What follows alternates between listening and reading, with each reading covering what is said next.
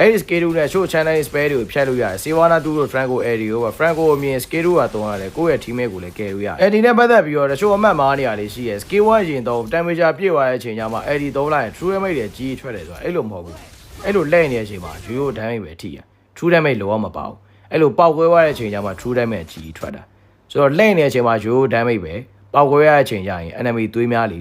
ပိုကျန်းလီဖြစ်တဲ့true damage ပြောချင်တာဗက်ဒယ်တွေပြင်းထန်နေတော့ Massman ကြီးကို Eddie နဲ့ဝင်သွားလို့ Massman ကဝင်းချမ်းရှိနေမယ်ဆိုရင်ပောက်ကွဲတဲ့ true damage တစ်ချက်ပဲထိမှဖြစ်ပြီးတော့ရှေ့ကမီးနဲ့မဟုတ်တဲ့ damage တွေကလုံးဝတိုးမှာမဟုတ်ဘူးနောက်တစ်ခုသတိထားမှာ Eddie သုံးတဲ့အချိန်မှာကိုယ့်အကိုဖောက်ခွဲလိုက်တာဒါမှမဟုတ်သူ့အတူပြီးသွားတာဆိုလို့ရှိရင် true damage ကအပြည့်ထိတယ်2500ကျော်အဲ့လိုမဟုတ်ဘဲနဲ့ bro က Eddie နဲ့ဝင်သွားတယ်ဆိုတော့ဒီကောင်က bro ကိုတတ်လိုက်မယ်ဆိုလို့ရှိရင်အာမာကသူများကြောင့်ပြုတ်သွားတာဖြစ်တဲ့အတွက် damage ကအပြည့်မထိတော့ဘူး1200ကျော်ပဲထိတော့တယ်တွေ့လားအဲ့တခုတော့ရှိတယ်ဆိုတော့သူများတက်လို့မတည်ခင်မှာကိုယ့်ကိုအာမောဖောက်ခွဲဖို့လိုတယ်ကိုကသွေးနေနေပြီဆိုရင် enemy သွေးကိုမကြည့်နဲ့ကိုသွေးကိုကြည့်ပြီးတော့ဖောက်ခွဲလိုက်ကျန်တာကတော့နောက်မှဆက်ရှင်တကယ်လို့ကိုကသွေးရအများကြီးရှိတယ် enemy ကသွေးနေနေပြီဆိုလို့ရှိရင်ကိုသွေးကိုမကြည့်နဲ့ enemy သွေးကိုကြည့်ပြီးတော့သေးလောင်းမဲ့ချိန်ကြရင်ဖောက်ခွဲလိုက်